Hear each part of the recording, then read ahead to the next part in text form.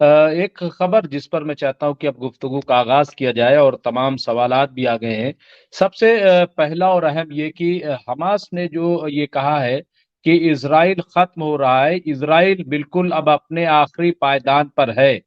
ये अभी मैं देख रहा था कि हमास का बड़ा बयान, इजराइल का वक्त खत्म हो रहा है। ये जो हमास की तरफ से बयान दिया गया है, इसको आप कैसे देख रहे हैं? ये क्या क्या लग रहा है कि ये इसकी बुनियाद क्या है? क्योंकि जाहिर सी अभी तक तो बातचीत यही है। हो रहा। जी। जी। जाहिर सी बातचीत है। ये लोग गए, बाकायदा तौर पर रशिया में इनकी बातचीत हुई। ठीक है। रशिया ने इनसे वो कैप्टिव्स छोड़ने की बातचीत की, उन्होंने इनको एक्सेप्ट कर लिया। लेकिन रशिया ने जो शर्त रखी थी, है ना, उसके बाद रशिया ने भी तो कुछ बातें की होगी कि हम किस तरह से आपके साथ में रहेंगे। तो जाहिर सी बातचीत है कि अगर रशिया जाकर वहां पर कोई बातचीत हुई है, तो उसमें कोई ना कोई प्लान तो आर पार का बना होगा। तो आर उसी ग्राउंड के ऊपर, और आप देख रहे हैं कि इतनी बेचैनी और इस तरह से वार कैबिनेट के लोगों का, डिफेंस मिनिस्टर का बेंजामिन नेतन्याहू से टकरा जाना और पार्लियामेंट में मारपीट तक की जो है बाकायदा तौर के ऊपर नौबत आ जाना, उनका चढ़ के चला जाना। ठीक है। इसराइल का के लोग जो प्रोटेस्ट कर रहे हैं, उनका ये कहना कि तुम कुछ नहीं कर पाए सिवाय जेनोसाइड करने के, इसके अलावा तुम कुछ नहीं कर पाए। तो ये सारी बातें, और यूरोप जो जो अमेरिका बार बार बयान कर देता था कि टू नेशन की बात, हम तो टू नेशन की बात करेंगे, टू नेशन की बात करेंगे, यूरोप कहता था कि टू नेशन की बातचीत हो। तो इस कार्ड को अपने आप, ये पहले इन्होंने कांगो भेजने की बातचीत की, उसको तो उसको इन लोगों ने रिपेयर कर लिया था। लेकिन अब जब फिर से इन्होंने ये स्टेटमेंट दे दिया, तो यूरोप और अमेरिका इनको रिपेयर नहीं कर पा रहा। तो रिपेयर नहीं कर पा रहा तो किस ग्राउंड के ऊपर आएगा? क्या फिलिस्तीन को सफाई हस्ती से मिटाने के लिए खुलकर ब्रिटेन और ये आएंगे? तो अगर ये आते हैं बाकायदा तौर पर ये कहने के बावजूद कि हम जो है गजा में किसी को रहने नहीं देंगे, इनको कांगो भेज देंगे और बिल्कुल कोई फिलिस्तीन नहीं रहेगा, हमें इसराइल, तो ये जो अभी का बयान है, इसने खुद जो है यूरोप को और अमेरिका को बेचैन कर दिया। मतलब अमेरिका भी यही चाहता है, ऐसा नहीं कि कुछ अलग सी बातचीत है, लेकिन अमेरिका चाहता है मुंह से कुछ कहते रहो, करते कुछ और रहो। बेंजामिन नेतन्याहू की बातचीत है कि वो जो कुछ करना चाहता है उसने कह दिया। बाइडेन ये चाहते थे कि दुनिया के सामने हम ये बातचीत रखते रहें कि भाई हम तो टू स्टेट की बातचीत कर रहे हैं, हम तो फिलिस्तीन के जेनोसाइड रोकने की बातचीत कर रहे हैं, हम तो ये बात कर रहे हैं। ठीक है। उसके साथ ये 16-16 कब्रिस्तान को उखाड़ के फेंक देना, ये इससे इसराइल की जो आर्मी है, ये जो बर्बरियत, जो इस वाक़े को बहुत सी ह्यूमन राइट्स क्या नाम ऑर्गेनाइजेशन ने जो बहुत बुरी तरीके से, और उसके बाद फिर लोगों ने कहा कि इससे पहले भी जो इसराइल की एक खातून थी जी, ओवर द बॉडी, जिसने किताब लिखी थी 96 से ये लोग काम करते थे, उस किताब में भी लिखा है कि फिलिस्तीनियों को जो मारते थे तो उनके ऑर्गन निकाल लेते थे। और इसराइल जो है ह्यूमन ऑर्गन का एक बहुत बड़ा जो है कारोबार इसराइल के अंदर है। तो ये जो बर्बरियत तब सामने आ रही है, एक तरफ भूखे मारने वाली बातचीत आ रही थी, प्यासे मारने वाली बातचीत आई थी, वहां के ऊपर हालात तो ये हो गए कि लोग जो है जानवरों का जो चारा है उसकी रोटी पकाकर खा रहे हैं। वहां की तो ये इतनी खराब पोजीशन है। यानी ह्यूमन राइट्स को अगर देखें, दूसरी तरफ आप बताइए कि मरने के बाद भी फिलिस्तीनियों से इनको कितनी दुश्मनी कि उनके पूरे, यानी कब्रिस्तान जो उजाड़े गए उसका वीडियो जो आया है, वो वीडियो जो है वो पूरी दुनिया को सवाल कर रहा है कि भाई ये आर्मी है, ये अपने आप को डिसिप्लिन लोग कहते हैं, ये दूसरों को आतंकवादी कहते हैं। तो सवाल ये पैदा होता है कि ये तो आईसिस को भी पीछे छोड़ गए बर्बरियत में, आईसिस को भी पीछे। भाई कब्रिस्तानों को, यानी जो लोग मर गए उनसे क्या मतलब है? लेकिन उसके बावजूद भी ये बर्बरियत हुई है। तो अब जाहिर सी बातचीत है कि ऐसी सिचुएशन के अंदर तो इसराइल को जो लोग मदद कर रहे थे, और आप देख रहे हैं इंटरनेशनल कोर्ट ऑफ जस्टिस में जो है पता नहीं कितनी तंजीमें रोज आना जा रही हैं, मुल्क रोज जा रहे हैं इनके खिलाफ, और उन्होंने ये भी कह दिया है कि एक हफ्ते के अंदर हो सकता है साउथ अफ्रीका ने कहा है कि 1 हफ्ते के अंदर जजमेंट भी वहां से आ जाए।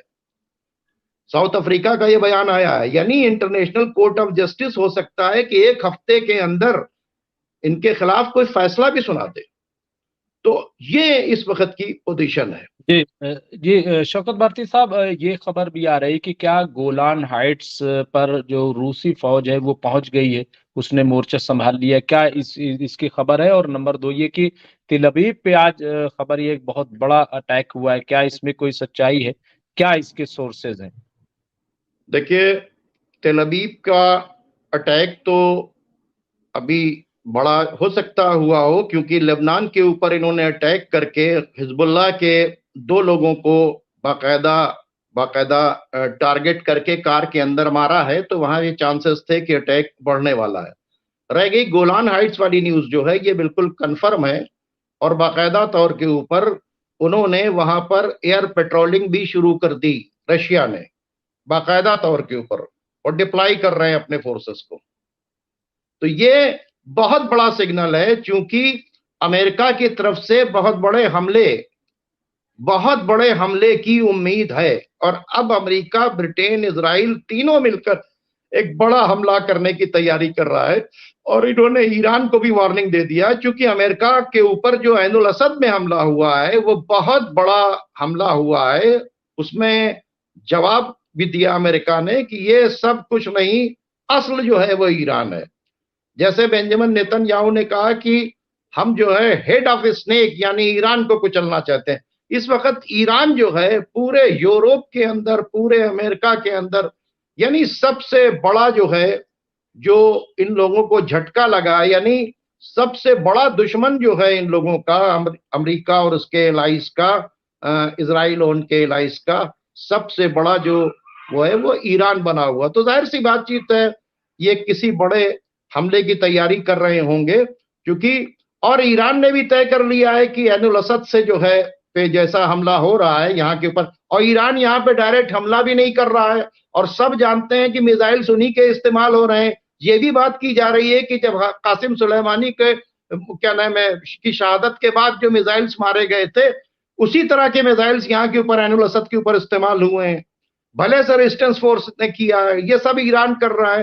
तो वो ईरान के, और आप देख रहे हैं कि उन्होंने जो है क्या नाम है सैयद मूसी रजी मूसवी को भी उन्होंने मारा अभी। उनके बाद जो है हाजी सादिक को और उनके जो साथ में उनके सेकंड तमाम ऑफिसर थे, 5 लोगों को वही मारा। तो असल में ईरान से ये जो प्रॉक्सी चल रही है, ये तो चल ही रही है, ईरान से जंग तो चल रही है। लोग कहते हैं कि ईरान से कब जंग शुरू होगी, मैं तो कहूंगी ईरान से तो पहले दिन से जंग शुरू हो गई, 8 अक्टूबर से शुरू हो गई। ये सब कुछ जो हो रहा है 7 अक्टूबर के बाद, जब उन्होंने कहा कि ये अटैक हमने नहीं कराया था, लेकिन अब जो इन्होंने किया है, हम इनके ऊपर अटैक हुआ, हम इनके साथ पूरे साथ में, तो वो 8 अक्टूबर से ही बाकायदा तौर के ऊपर धीरे धीरे धीरे धीरे, और उसकी जो है कुर्बानी भी दे रहे हैं। भले से सुसाइड अटैक हुआ, वहां के ऊपर मारे गए, भले से उनके 11 पुलिस के जो बड़े ऑफिसर्स थे वो मारे गए दहशतगर्दी के अंदर, भले से उनका जनरल मारा गया हो। अब ये लोग टारगेट करने जा रहे हैं बेंजामिन नेतन्याहू, हसन नसरुल्लाह को, और ये पूरी तरीके से लेबनान में इस कोशिश में लगे हुए हैं कि किसी तरह से हसन नसरुल्लाह को हम टारगेट कर दें, और उनकी सिक्योरिटी, उनके पोजीशंस को बराबर जो है वो चेंज कर रही है। तो जाहिर सी बातचीत है कि अब ईरान भी पूरी तरीके से, और अब ईरान है तो, ईरान अगर है तो जाहिर सी बातचीत है कि रशिया को भी, अब कब तक जो है रशिया की का टाई अप है सीरिया के साथ में, और सीरिया के ऊपर बार बार अटैक हो रहा है। सीरिया ने हमला नहीं किया, बल्कि सीरिया के ऊपर अटैक हो रहा है बार बार। गोलान हाइट्स के ऊपर सीरिया की ही कब्जा है। तो अब इनके रशिया को अपनी फौजों को उतार देना, ये खुद इस बात का सबूत है कि वहां पर क्या नाम है जंग अब बढ़ रही है, और जंग अब ये आर पार की होगी। इसमें मैं फिर आपसे बात करूंगा कि आज जो गुड न्यूज ये है कि आज एमबीएस ने इनकार कर दिया, मोहम्मद बिन सलमान ने अपना बेस इस्तेमाल करने के लिए, कि मेरे बेस से ऊपर आप यमन से अटैक नहीं करेंगे। ये बड़ी करेज और हिम्मत का काम किया है। अगर ये तमाम अरब कंट्रीज के लोग जो हैं ये कर दें, तो फिर एक बहुत बड़ी बातचीत हो जाएगी। नहीं, ये बिल्कुल सही है। और हम लोग यही बात कर रहे थे शौकत भारती साहब की, देखिए पहले क्या पॉलिसी थी नहीं पता, लेकिन अब जो पॉलिसी बदल रही है और जिस तरीके से ईरान सऊदी अरब के राब्ते में है, और अभी रईसी जो है वो रूस भी, वो टर्की भी जाने वाले, तो ये जो पूरा बना करके इन्होंने रखा है उसके नतीजे देखिए निकल रहे हैं। लेकिन अभी भी लोग लिख रहे हैं, शिकायत ये है कि यूएई जो है वो सामान अभी भी भेज रहा है इजराइल को, ट्रकों पे रख करके। तो ये जो सिलसिला है ये क्या है, और क्या टर्की से अभी भी उसी अंदाज में तजारत अभी जारी है? या जी। कतर से भी जा रही है, यूएई से भी जा रही है, सऊदी अरब से भी जा रही है, और टर्की से भी जा रही है। रिलेशन भी कट नहीं हुए, ट्रेड भी नहीं बंद हुआ, एयर स्ट्रिप भी यूज करने के लिए अभी बातचीत नहीं हुई। सिर्फ इन्होंने, क्योंकि इनको अपनी आर्मी को यहां उतारना था, अमेरिका को ग्रेट ऑपरेशन के लिए एक्स्ट्रा आर्मी को यहां उतारना था, और इसलिए उतारना था कि यहां से यमन पर अटैक करना था। इस पॉइंट पर उन्होंने इनकार कर दिया है। ठीक है, तो अभी तक ट्रेड और ये सारी चीजें तो नहीं बंद हुई है।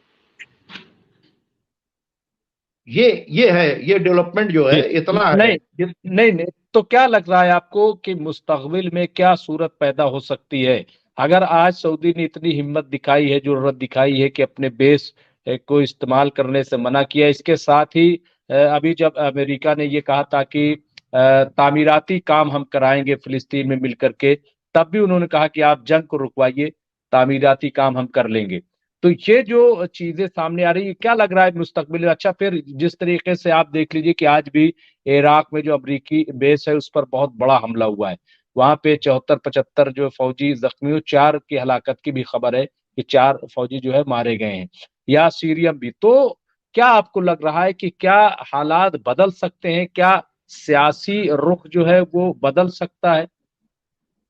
देखिए, अगर जो हालात हैं, ठीक है, इन, और क्योंकि जंग तो रुकी नहीं है, जंग तो चल रही है, किसी वक्त भी कुछ हो सकता है, कोई बड़ा ऑपरेशन हो सकता है, जाहिर सी बातचीत है। इनकी एयरबेस के ऊपर इतना बड़ा हमला हुआ, इससे पहले इतना बड़ा हमला नहीं हुआ। और फिर सुन लीजिए, ये एयरबेस पे हमला हुआ है, बेस पर हमला नहीं हुआ है। सबसे ऐनुल असद, ये सबसे ज्यादा सेफेस्ट और पावरफुल बेस थी, जिसमें से इन्होंने कुछ मिसाइल्स को जो है वो इंटरसेप्ट भी किया है। तो ये इनके ऊपर एक बहुत बड़ा हमला है। तो जाहिर सी बातचीत है कि यहाँ के ऊपर, और इसकी चर्चा जो है वो अमेरिका के अंदर बहुत ज्यादा है। अमेरिका के अंदर जो है बहुत ज्यादा इनके ऊपर बड़ी बदनामी हो रही है। और हमले होने के बाद जब उसकी मदद में ये फोर्स उतारने लगे कि हम फोर्स लेके आए, तो उसके बाद इराक ने ये कहा कि कोई फोर्स हमारे फील्ड पर नहीं उतरेगी, आप जल्दी से जल्दी ले जाइए, वरना हम आपके ये जो बेसेस हैं, जितने भी बेसेस हैं, इन किसी बेस के ऊपर ना मैं अपने समंदर से कोई सामान आने दूंगा, ना मैं एयर से कोई सामान आने दूंगा, ना हम रोड से कोई सामान आने देंगे, ये इराक ने कहा है। इसके मतलब जो इनके एयर बेसिस के ऊपर भाई खाने की, पीने की और दुनिया भर की जो रसद जो है, बाकायदा इनके प्लेन आते थे, उतरते, तो उनको क्लियर कट मना कर दिया है। तो ये जो डेवलपमेंट है, ये बिल्कुल वार की पोजीशन में हो सकता है कि हम आप बात कर रहे हैं और अभी जो है खबर मिले कि कुछ ना कुछ हो गया हो। तो बहुत ही ज्यादा इस वक्त की पोजीशन जो है बहुत ही टेंस में है। और ये इसी वास्ते उनको पता चल गया होगा रशिया को कि कोई बहुत बड़ा अटैक होने वाला है। तो जाहिर सी बातचीत है कि उन्होंने इसी से गोलान हाइट्स के ऊपर बाकायदा तौर के ऊपर अपनी आर्मी को डाल दिया। लेबनान के ऊपर अटैक की तैयारी है ही है। तो अब देखिए, ब्रिटेन, इजराइल और अमेरिका तीनों ही मिलकर, अब इनको बेस कहां मिलेगा? अगर अरब कंट्रीज में बेस नहीं मिलेगा तो ब्रिटेन और अमेरिका की फौजें फुल फ्लैश अपना अड्डा बनाएंगी इसराइल में। कहां बनाएंगी? इसराइल के अंदर। अब उनके पास दो ही चारा है कि पूरी आर्मी वो कहां उतारे, इसराइल के अंदर उतारे। तो जाहिर सी बातचीत है, जब इसराइल के अंदर उतारेंगे और इसराइल से ईरान के ऊपर अटैक करेंगे, तो फिर अगर ईरान के ऊपर डायरेक्ट इसराइल से अटैक हो जाएगा तो ईरान भी इनके ऊपर डायरेक्ट अटैक करेगा। तो अब तो सारा बिल्कुल। मामला प्रॉक्सी से खत्म हो जाएगा। तो अब इनके पास एक ही जगह बची है, वो है क्या? इसराइल की हेडक्वार्टर कहां बनाए? ये यूरोप और ये लोग कहां बनाए? अरब कंट्रीज अगर कोई बेस नहीं देंगे तो ये अपना हेडक्वार्टर बनाएंगे इजराइल के अंदर।